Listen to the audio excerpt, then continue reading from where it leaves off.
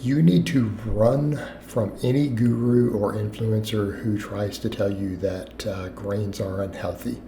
And when I say that, that is because that is what the overwhelming bulk of the medical literature and scientific evidence shows, that whole grains are extremely healthy. They're extremely healthy at the population level. They're extremely healthy at the individual level. And the things to keep in mind, usually the arguments against them come from a few different sources that are not necessarily scientific or well supported with research. And one of them is, but it's actually completely easily resolvable, and people will laugh at how easy it can be fixed through this process known as cooking, right? Some of you may have heard of it. It's where you heat food instead of eating it raw. But we'll get to that one in a minute. All right, usually where a lot of this comes from, first of all, came from the whole paleo movement that had this idea that Paleolithic man didn't eat grains in large amounts and didn't have agriculture, so therefore we should be eating natural like our ancestors. Well, the problem is multifold in nature. Number one, natural doesn't always mean better, number one. In many cases it does, don't get me wrong, but that is not your criteria, because we can study these things now. Number two, Paleolithic man had an extremely short lifespan. Okay, that's a big one. Number three, right? All of our records show that Paleo man almost always ate grains. They just didn't have them as abundantly, but they absolutely ate them. Anytime we find fossil remains, there's always grains in their GI tract. Okay, so you have that. Then number three, our genes are different. Now people say, what? No. We don't change in just a few thousand years. We don't change in 20 or 30 or 40 or 50,000 years. We actually do. Okay, and I'm going to give you guys one that I think everyone will get right off the bat. Okay, you ready? Here is absolute evidence that gene flow affects the population level in as short as a couple thousand years. Milk. Okay, you start looking at levels of lactose intolerance. It's absolutely based upon what your ancestors ate on those continents in the last couple thousand years. It happens that fast. Okay. In Europe, they've been drinking milk longer than in some other parts of the world. Asia to, not quite as long. Africa, less long, right?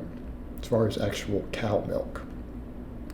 Therefore, the rates of lactose tolerance versus intolerance at the population level are in vastly different percentages based upon that. It's not a good or bad thing. It's simply what you adapted to, right? You go back 100 generations, 50 generations.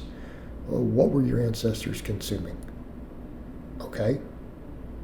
It impacts gene flow, enzymes, everything else, because that is nothing more than an enzyme. Right? It's just an enzyme in your gastrointestinal system. It's just an enzyme. That's it. Right?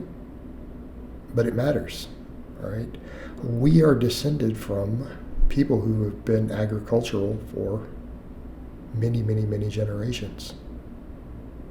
Longer than a 2,000 years.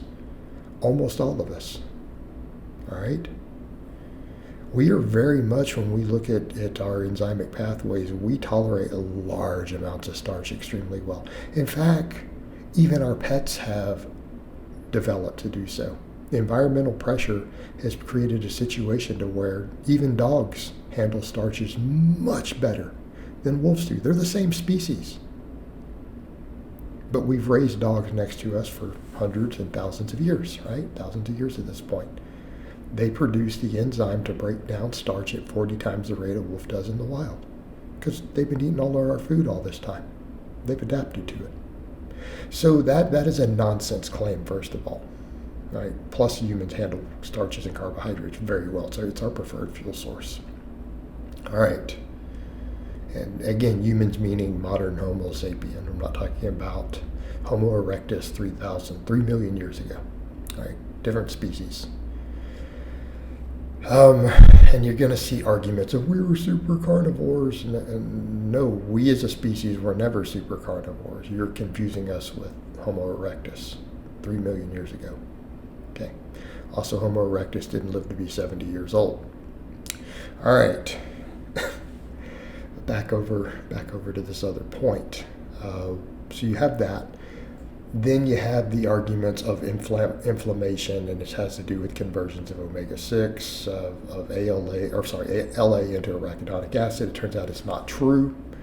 And if that was a concern, if arachidonic acid was a major concern, you would run from any sort of fatty animal products. That's your main sources. Eggs, fatty meat, all that. That's where you get all of it in your diet almost. So drop that nonsense. If you're going to claim you're scared of inflammatory omega-6s because of their ability to convert to arachidonic acid, which is inflammatory, then you probably need to go full vegan, which I don't recommend you do, but that is the only way to get away from arachidonic acid. All right, I digress. Back over to the other point, anti-nutrients. Okay, anti-nutrients is a term that gets used way too much. Many anti-nutrients have health benefits. They're not all bad. Okay? The anti-nutrients people are concerned with in grains, it may slow the absorption of certain things or be problematic. Do you know how you get rid of them? Cook it. And a lot of your minute oats and stuff you're buying at the store are already pre-cooked, by the way, just an FYI.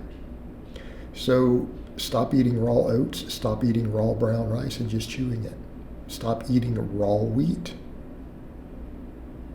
Okay? If you're concerned with anti-nutrients in grains, you should cook your grains. You should cook your whole grains, right? Now, oftentimes when they're heavily refined, a lot of those things go away, so it's not a concern. So in theory, anti-nutrients wouldn't be a problem with, say, white flour to the same extent or white rice, but you also really don't want to chew on those raw either. Not particularly delicious. So for my question for the people who are concerned with anti-nutrients, well, why don't you just cook them?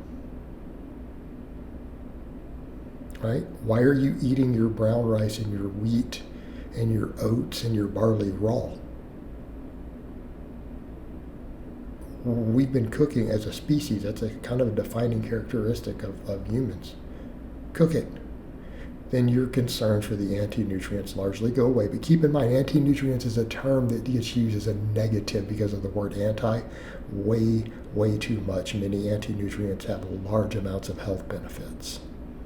And they regulate a lot of things, and they can be helpful on many, many levels. It is a term for over 100 different substances. It's a broad category. All right, guys, but that's really all I have to say on that today. I hope it's been informative, and I will talk to you guys and gals next time.